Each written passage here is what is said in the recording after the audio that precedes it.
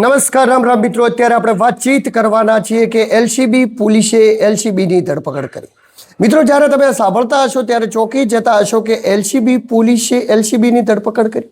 તો વાતચીત એવી છે કે જે એલસીબી પોલીસની ધરપકડ કરવામાં આવી છે કોઈ એલસીબી પોલીસ ન હતી, પરંતુ એ નકલી એલસીબી પોલીસ હતી. અને નકલી એલસીબી પોલીસ બની અને હની ટ્રેપની અંદર લોકોને ફસાવતા હતા. મિત્રો, આ ઘટના બની છે બનાસકાંઠાના વડગામ તાલુકાના એક ઉંમરલાયક ખેડૂતને આ હની ટ્રેપની અંદર ફસાવવામાં આવ્યા અને ફસાવી અને કેવી રીતે એમના જોડેથી પૈસા પડાવવામાં આવ્યા સમગ્ર ઘટનાની આપણે વાતચીત કરીશું. પરંતુ એ પહેલાં આપ વિડીયોની અંદર નવા આવ્યા હો તો મારી ચેનલને લાઇક, સબસ્ક્રાઈબ, ફોલો કરી દેજો, જેથી હું આપણા માટે આવા અદ્ભુત પ્રકારના વિડીયો બનાવતો રહું. મિત્રો, વાતચીત કરવી છે વિગતે વાતચીત કરીએ તો અત્યારે હની ટ્રેપના કિસ્સાઓ એક સમાજની અંદર ખૂબ ભૂલા ફાલ્યા છે. હની ટ્રેપના અંદર કિસ્સાની અંદર એવું બનતું હોય છે કે અજાણા વ્યક્તિનો તમારા ઉપર ફોન આવે, એટલે કે અજાણી છોકરીનો તમારા ઉપર ફોન આવે, ફોનના માધ્યમથી તમારા જોડે વાતચીત કરે, સંપર્ક વધારે, પછી તમને કોઈ જગ્યાએ મળવા બોલાવે. પછી તમને એ જગ્યાએ મળવા બોલાવીને એ જગ્યાએ એમના માણસો આવી જાય, એ અલગ અલગ પ્રકારના એમના પરિવારજનો હોય અથવા તો એમના એલસીબીમાં છીએ એવું અલગ પ્રકારના કહીને તમને ઓળખાણ આપી અને તમને બદનામ કરવાના માધ્યમથી તમારા જોડેથી પૈસા પડાવીને આવી જ એક ઘટના બની છે વડગામ તાલુકાના એક ખેડૂત જોડે. ખેડૂત ઉપર માર્ચ મહિનાની 15 તારીખે એક ફોન આવે છે. એમનું નામ છે ભૂમિ પંચાલની ઓળખ આપવામાં આવે છે. ભૂમિ પંચાલના નામથી ઓળખ આપેલી આ મહિલા એ 17 તારીખે એટલે કે 2 જ દિવસની અંદર એ વ્યક્તિને મળવા માટે બોલાવે છે. બોલાવે છે પાલમપુર સાપીની વચ્ચે એમને મળવા માટે બોલાવે છે. એ જગ્યાએ એમને મળવા માટે બોલાવે છે. જ્યારે વ્યક્તિ ખેડૂત ગાડી લઈને એમને મળવા માટે પહોંચે છે ત્યારે એમને 2 મહિલાઓ ત્યાં મળવા માટે ઊભી હોય છે. એકનું નામ આરતી હોય છે, એકનું નામ ભૂમિ પંચાલ, જેમની એ નામથી ઓળખ આપી છે. આ બંને મહિલાઓ એ વ્યક્તિને મળે છે. મળી અને ત્યાં આજુબાજુનું એક ગામ છે, જે ગામનું નામ પણ હું તમને જણાવી દઉં. એ ગામની સીમાડાની અંદર એમને લઈ જવામાં આવે છે. તો બાલવ ચુંડી ગામની નજીકના ગોચરની અંદર એમને લઈ જવામાં આવે છે અને એ જગ્યાએ લઈ જઈ અને એ જગ્યાએ ગાડીની અંદર શારીરિક સંબંધ બાંધવા ઉપર ત્યાં મજબૂર કરવાની પરિસ્થિતિ ઉપર હોઈએ છે. અને ત્યાં જ અચાનક 4 વ્યક્તિઓની એન્ટ્રી થાય. 4 વ્યક્તિઓ આવીને જે ગાડી હોય છે, ગાડીનો કાચ ખખડકાવે છે, ગાડીની ચાવી લઈ લે છે, મોબાઈલ લઈ લે છે અને એક જ વાત કહે છે કે અમે એલસીબી પોલીસની અંદરથી છીએ અને જો તમે અમારી વાતને ન માની તો અમે તમને સમાજની અંદર બદનામ કરીશું અને બળાત્કારના કેસની અંદર ફસાવી દઈશું.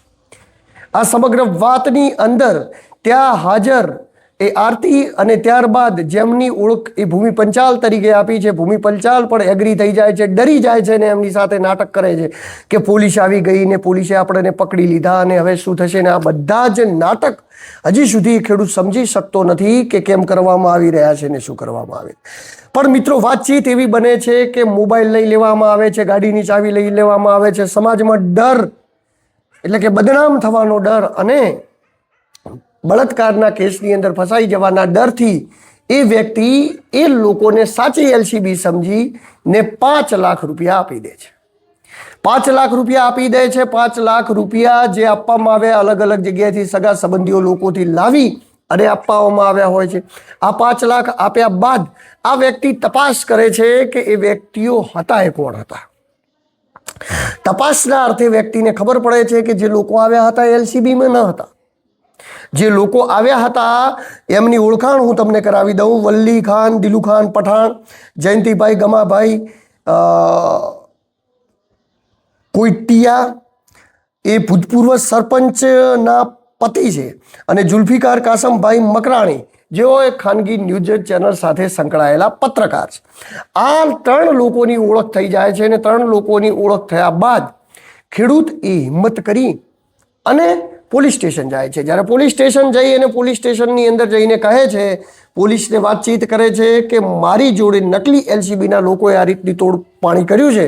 ત્યારે પોલીસ પણ ચોંકી જાય છે અને જ્યારે પોલીસ ચોંકી જાય છે, સમગ્ર ઘટનાને જાણે છે, ત્યારે નકલી એલસીબી પોલીસ બનીને ફરતા અને સાચેમાં એલસીબી પોલીસ પકડવા માટેનું ગતકડું ઘડવામાં આવે છે. પકડવા માટેનું ગતકડું એ રીતે ઘડવામાં આવે છે કે જેમ કે 5 લાખ રૂપિયા તો આ લોકોએ આપી દીધા હતા.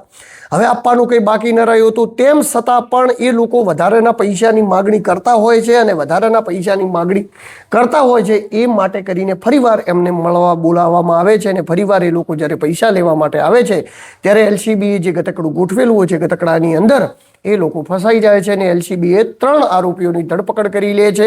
જે 3 આરોપીઓની ધરપકડ કરી લે છે, 3 આરોપીઓના નામ હું તમને કહી દઉં: વલ્લી ખાન, દિલુ ખાન પઠાણ, ત્યારબાદ જયંતિભાઈ ગમાભાઈ કોટિયા, ત્યારબાદ વાત કરીએ તો જુલ્ફિકાર કાસમભાઈ મકરાણી.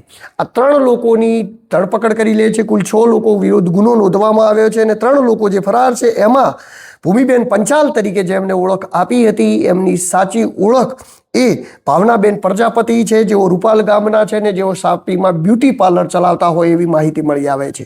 ત્યારબાદ એમની સાથે એક વ્યક્તિ જે આરતી કરીને છોકરી હોય એ પણ ફરાર છે ને એક અન્ય વ્યક્તિ પણ ફરાર છે. આ ત્રણેયને પકડવા માટે પોલીસે ચક્રો ગતિમાન કર્યા છે. મિત્રો, વાતચીત એવી છે કે જ્યારે તમારા ઉપર આવો કોઈ અનનોન કોલ આવે, કોઈ વોટ્સઅપના માધ્યમથી વિડીયો કોલ આવે, તો વિડીયો કોલ આવે તો ક્યારેય પણ તમે વોટ્સઅપમાંથી આવેલો વિડીયો કોલ તમારે ઉઠાવવાની સાથે થોડો વિચાર કરવાનો, કારણ કે કોઈ અન્ય નંબર ઉપરથી વિડીયો કોલ આવ્યો હોય અને તમે તાત્કાલિક જ એ ફોનને ઉઠાવી લો છો, રિસીવ કરી લો છો, તો સામે રહેલા જે વિડીયો કોલના માધ્યમથી એવા વિભત્સ ચિત્રો બતાવવામાં આવે છે કે જે ચિત્રોની સામે તમારો ફેસ આવી જાય છે તો પછી લોકો તમારા સ્ક્રીનશોટ પાડી લે છે અને જેવા સ્ક્રીનશોટ તમારા પાડી લે છે તાત્કાલિક જ તમને બ્લેકમેલ કરવાનું ચાલુ કરી દે છે.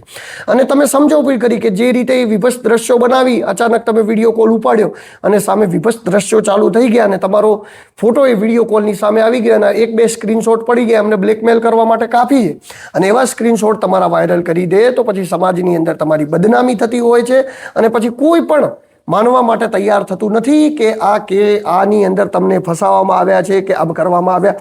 તો આ બધી જ વસ્તુઓથી બચવા માટેનો એક જ તરીકો છે કે કોઈ અનનોન પર્સનનો તમારા ઉપર મેસેજ આવે, તમારા ઉપર ફોન આવે કે કોઈ અનનોન પર્સન છોકરીનો તમારા ઉપર વિડીયો કોલ આવે, કોઈ વાતચીત આવે તો એમની વાતચીતમાં ના આવો, એમના જોડે વાતચીત ન કરો, એમની વાતમાં ના આવો. જ્યારે તમે એમની વાતમાં આવશો ત્યારે એ તમારું હની ટ્રેપ કરવા માટે આગળ વધશે અને હની ટ્રેપ કરી અને તમને આગળ ફસાવી શકશે. આ તો વાતચીત વડગામના એક ખેડૂતની વાતચીત હતી કે જેમને 5 લાખ રૂપિયા એ અલગ જગ્યાએથી લાવીને આપ્યા.